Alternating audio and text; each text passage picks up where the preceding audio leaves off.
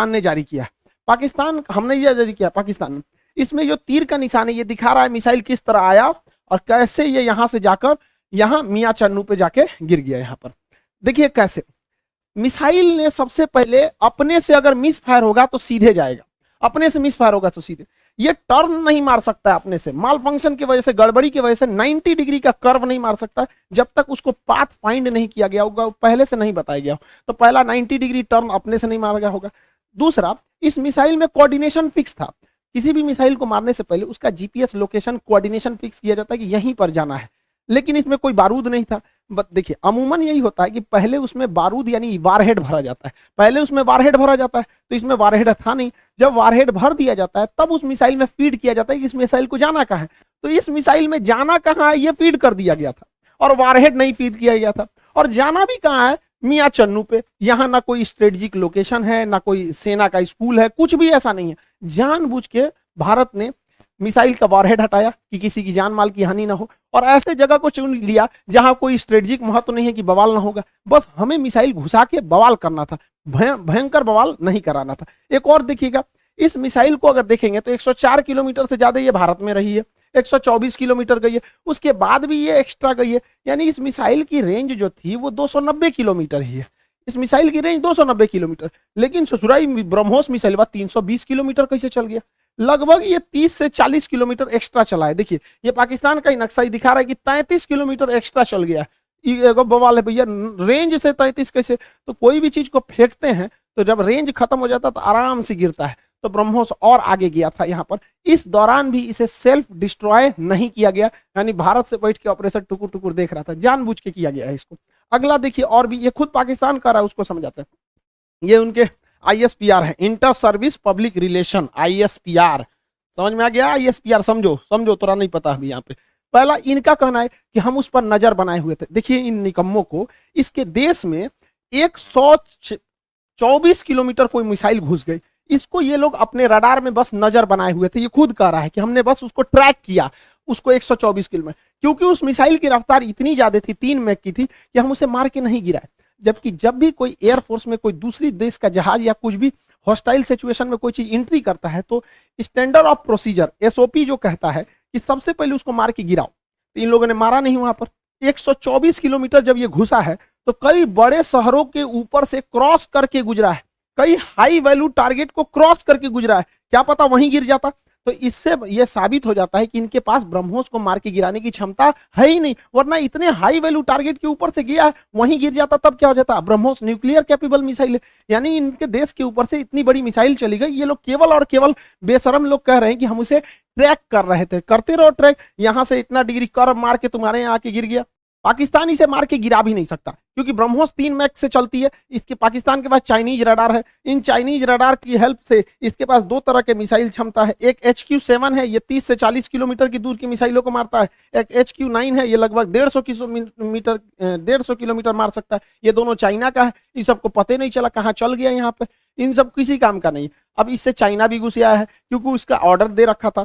China पूरी दुनिया को ऑर्डर दिया था कि भैया हमारा HQ-9 डिफेंस सिस्टम बहुत अच्छा है, ले लो। अब पूरी दुनिया ने उसको ऑर्डर कैंसिल कर दिया कि सोचा तोरा कोने काम का मिसाइल है। भारत का ब्रह्मोस घुस गया है वहां पर, अब ये घुस आया है पाकिस्तान के ऊपर कि सोचा, तो पाकिस्तान इसको कह रहा है तोरा मिसाइल फायर नहीं हुआ तो हम क्या करें। अब फिलीपीन ने ऑर्डर दे दिया था ब्रह्मोस को, अब वियतनाम भी कह रहा है हमको भी चाहिए, इंडोनेशिया कह रहा है हमको भी चाहिए, ताइवान कह रहा है हमको भी चाहिए। अब ब्रह्मोस एकदम जबरदस्त है यहाँ पर। अभी भी किसी को डाउट होता है कि भारत से मिसाइल गलती से छूट गई है, अभी भी मन में डाउट है तो दिमाग लगाइए। हम आपको मिसाइल छूटने के 10 दिन पहले अपना एक वीडियो का छोटा सा क्लिप बना दिखाते हैं जो यूक्रेन मुद्दे पर बताए थे, उसको जरा ध्यान से देखिए और दिमाग लगाइए। आपको खुद पता चल जाएगा कि भारत ने मिसाइल जानबूझ के मारा था। इस दुविधा में हम लोग हैं कि अमेरिका का साथ दें कि रूस का साथ दें। इसके लिए सबसे अच्छा रास्ता क्या होता है समझिए। मान के चलिए हमारे 2 बहुत करीबी आदमी हैं, उन दोनों का ब्याह पड़ गया, वो कह रहा है कि हमरे ब्याह में आना, वो कह रहा है हमरे ब्याह में जाएगा। तो भैया हम एक में जाएंगे तो दूसरा से संबंध खराब हो जाएगा। एक काम करते हैं, वही दिन हम अपने ब्याह कर लेते हैं, बातें खत्म हो जाएगा। भैया हम अपने ब्याह में बिजी थे। इसी वजह से सबसे अच्छा तरीका है ना हम रूस के फेवर में जाएंगे और ना ही हम अमेरिका के फेवर में जाएंगे। सबसे अच्छा तरीका है मोदी जी को अपनी सेना को बोलिए कि गलवान घाटी में 2 किलोमीटर आगे घुस जाए। गलवान घाटी में जैसे 2 किलोमीटर आगे घुसेगी, लड़ाई तो करना नहीं है, उलझा के रखना है। 2 किलोमीटर जहां आगे घुसेगी उधर से चाइना वाले घुस जाएंगे, फिर वैसे ही स्टैंड ऑफ हो जाएगा। 2-3 महीना चलेगा, अमेरिका कहेगा हे बोलना रे रूस को, कहे हम कुछ जी करें, हम तो खुदे लड़ रहे हैं चाइना से यहाँ पे, तो हमला दोनों शांत के शांत रहेगा। आपको क्या लगता है भारत को इधर उलझा देना चाहिए कि नहीं देना चाहिए? वरना आप मना करेंगे तो कोई ना कोई देश इस तरह से आपको कहेगा कि भैया हमारा साथ दो, उससे अच्छा हम खुद उलझे हुए हैं, बातें खत्म। अब समझ में आ गया, हम लोगों को इस इंटरनेशनल कचड़ा में नहीं पड़ना था कि रूस का साथ दे, कि यूक्रेन का दे, कि नाटो का, कि अमेरिका का। इसलिए हम खुद बोले थे कि भारत को कहीं ना कहीं हमला कर देना चाहिए, ताकि हम लोग खुद ही इंटरनेशनल प्रेशर से बच जाएं। आज पूरी दुनिया नहीं कर रही है कि आप हमें जेलेंस्की का साथ दीजिए, नाटो का साथ दीजिए, कुछ नहीं कर रहा है। अब हम लोग यूक्रेन मारने से हट गए हैं क्योंकि पाकिस्तान इसे इंटरनेशनलाइजेशन कर रहा है और हम लोग बच गए यहाँ पे। मोदी जी कभी कभी मेरी बात मान लेते हैं, कभी मान लेते हैं कभी कभी, लेकिन बहुत कभी कभी बहुत बवाल के बाद मानते हैं। अभी देखिए पिछली बार रेलवे में पूरा बवाल हुआ, तब जाके उन्होंने अपना नोटिफिकेशन जारी किया, उसमें भी 2-4% इधर उधर करिए दिए हैं वहां पर भी रेलवे वाले में। और एयरफोर्स की वैकेंसी अभी रिजल्ट अभी तक रोक के रखे हैं। भैया ये एयरफोर्स वाले हैं, इन लोग को पढ़ा पढ़ा हम लोग बैठे हुए हैं, भेजिए, उड़ाए सब जहाज, मारे सब यहाँ पर। कितना लोग को हम लोग रोक के रखे यहाँ पर, तो कम से कम एयरफोर्स की तो रिजल्ट क्लियर करना चाहिए। मान जाते हैं मोदी जी बतिया, जैसे हमला करने वाला कैसे बोले 10 दिन में मान गए यहाँ पर, तो कभी कभी मानते हैं कभी कभी नहीं मानते। अब पाकिस्तान धमकी दे रहा है कि हम इस मिसाइल का रिवर्स इंजीनियरिंग कर देंगे। दूर बैल कहीं का रिवर्स इंजीनियरिंग करेगा, जब भारत ने इतना स्ट्रेटजी बना के मारा था। तो देखिए रिवर्स इंजीनियरिंग में जहाज का मेन चीज क्या होता है, उसका इंजन, पूरा इंजन तबाह हो गया, इंजन पूरी तरह तबाह हो गया। जो सीकर होता है, जो रडार होता है आगे, वो जहाज के अगवे लगा रहता है, वो थुथुर में पूरी तरह से उधिया गया है यहाँ पर। इसका जो सॉफ्टवेयर है, बिना सॉफ्टवेयर का जहाज उड़बे नहीं करता है, बिना सॉफ्टवेयर का मिसाइल नहीं उड़ सकता है, मोबाइल काम नहीं करता बिना सॉफ्टवेयर के। इनके सॉफ्टवेयर कहाँ है? तो अभी भी मिसाइल को देखिए, मिसाइल अपने से डिस्ट्रॉय नहीं हुई है, जानबूझ के इसे छोड़ा गया।